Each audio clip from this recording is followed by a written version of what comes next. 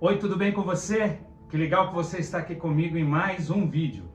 Toda semana eu coloco um vídeo bem legal com um conteúdo espiritual. Eu já vou te dizendo logo, se você não está preocupado com questões espirituais, pode sair do vídeo agora. Não perca o seu tempo. Deus está interessado em falar ao seu coração, mas você precisa querer. Eu tenho certeza que se você ficar até o final, Deus vai falar com você. Mas aí, você é imoral ou profano? Qual você vai ser? Ou você não é nada disso? Tem gente que vem à internet e só fala do amor, que Deus é amor, que Deus é bom. E ele é tudo isso, eu não nego. Mas quando a gente fala alguma coisa mais séria e dá um puxãozinho de orelha, por exemplo, aí a gente não serve. A pessoa desliga o vídeo e vai assistir outra coisa. É incrível.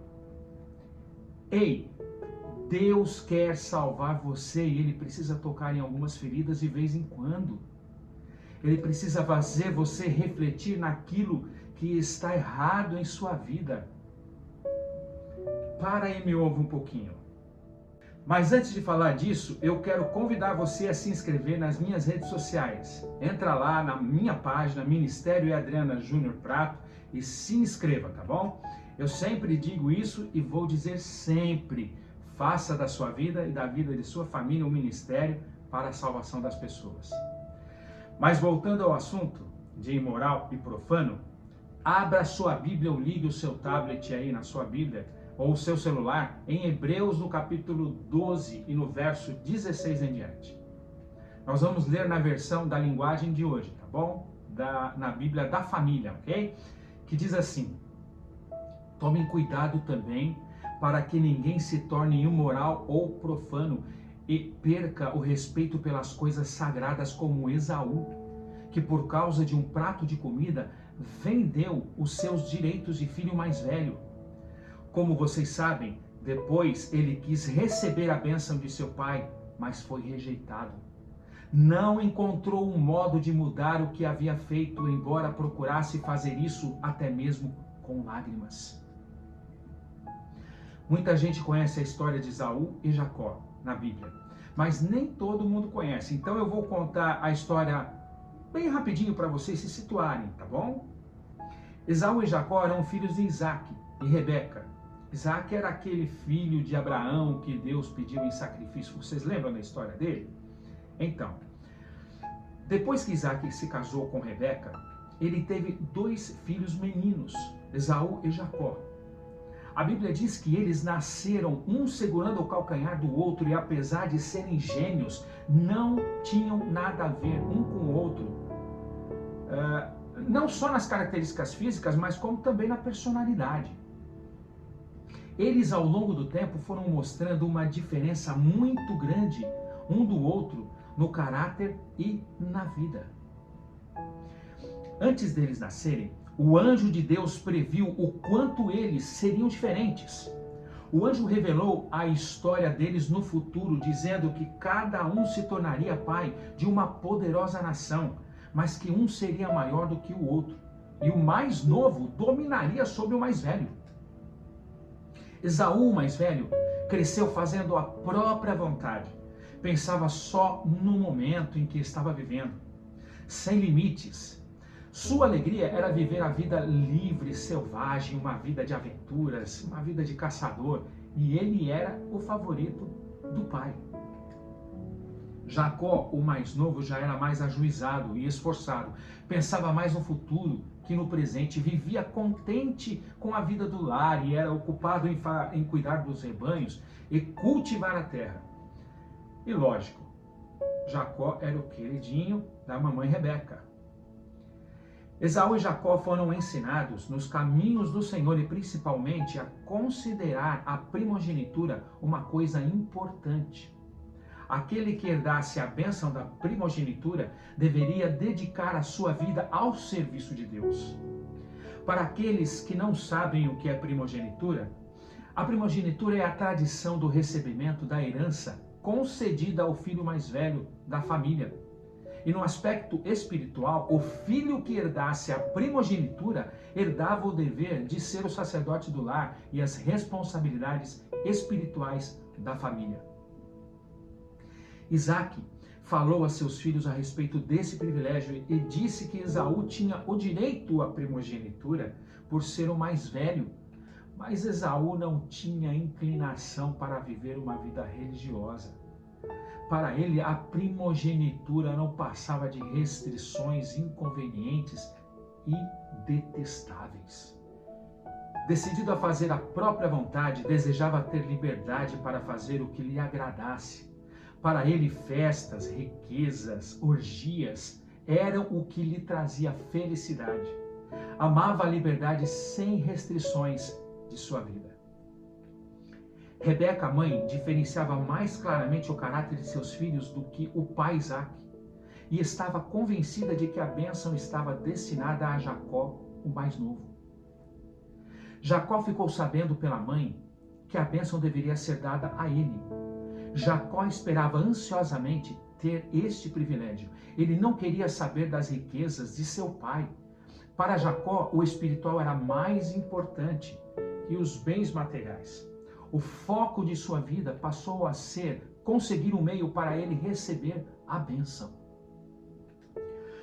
Um dia, Esaú voltou de uma caçada morrendo de fome e Jacó estava preparando lentilhas. Jacó aproveitou esse momento para tirar uma vantagem sobre Esaú, seu irmão. Ofereceu um prato de lentilhas em troca da primogenitura. E Esaú disse o seguinte: de que me vale esse direito se estou quase morrendo? Exclamou o caçador precipitado e condescendente consigo mesmo. Todo o seu interesse estava no presente.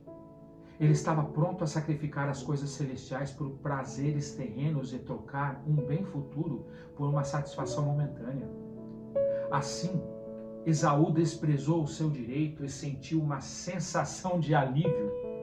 Agora poderia fazer o que quisesse para satisfazer prazeres descontrolados, que ele chamava de liberdade, equivocadamente. Muitos, como Esaú, estão vendendo o seu direito de primogenitura, representada por uma herança eterna nos céus. E o restante da história?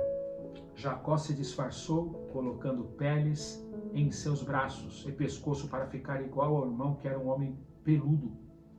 Fez um prato de comida que Isaac mais gostava e recebeu a bênção no lugar de seu irmão. Esaú deu pouca importância à bênção quando ainda estava ao seu alcance. Porém, quando não pôde mais recebê-la, ficou terrivelmente triste e com raiva.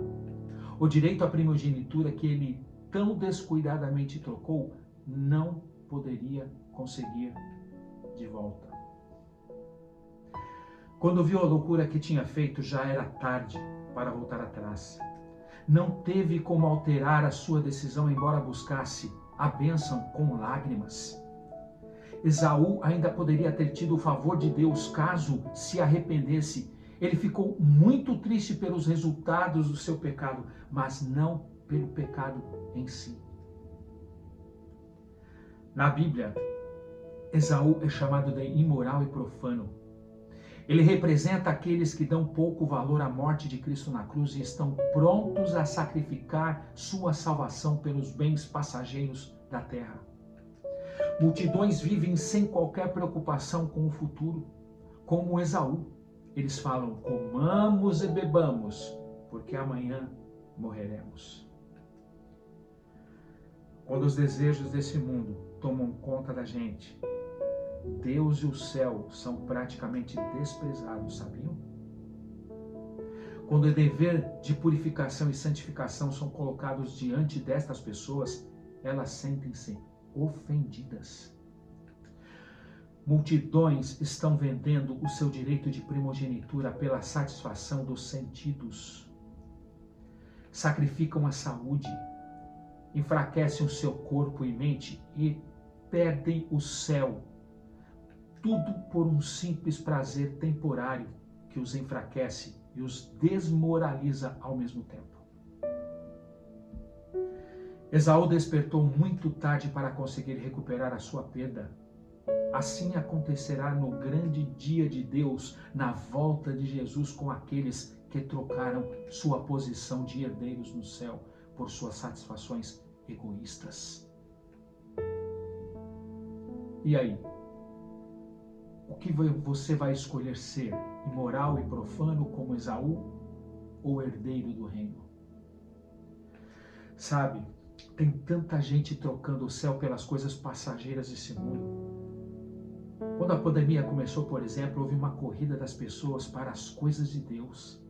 Mas agora, depois que já nos acostumamos com essa situação e as vacinas estão trazendo uma perspectiva de liberdade para a gente, nós esquecemos de tudo. O que importa é viver a vida. Muitos de nós estamos nos esquecendo de que tudo isso são avisos de Deus, de que Ele está muito perto de voltar.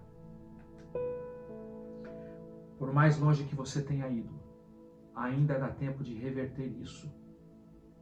Esaú não teve mais oportunidade de voltar atrás, mas nós ainda temos. A prova é que Deus está falando nesse momento com você, é porque você chegou até aqui, nesse ponto do vídeo. O Espírito Santo está falando ao seu coração, à sua mente.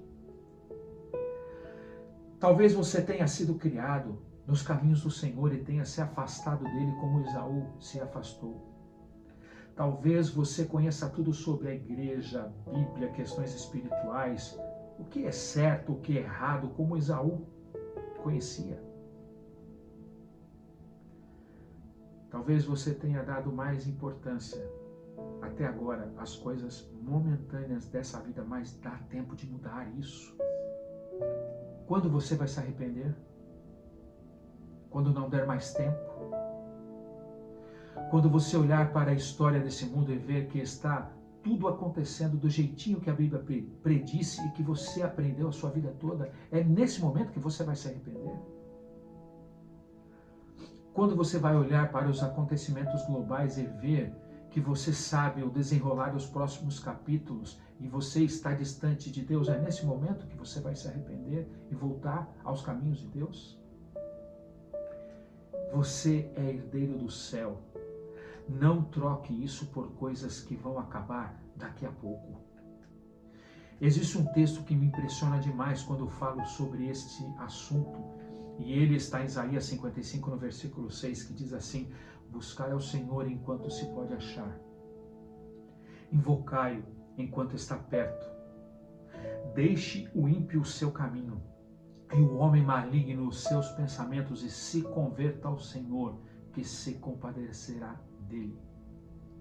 Torne para nosso Deus, porque é grandioso em perdoar. Vamos orar? Senhor, nosso Deus e nosso Pai, muitos de nós estamos distantes do Senhor. Pedimos que o Senhor tenha misericórdia de nós e restabeleça a nossa conexão, Senhor. Que o Senhor nos salve de nós mesmos e que o Senhor tenha misericórdia da nossa vida e transforme o nosso coração, em nome de Jesus. Amém, Senhor. Que bom que você chegou até aqui comigo nesse vídeo, sinal que o Espírito Santo está falando ao teu coração, à tua mente. Fica com Deus, na próxima semana temos um vídeo bem legal para você, tá bom? Fica com Deus, um beijo no seu coração e até mais. Tchau, tchau.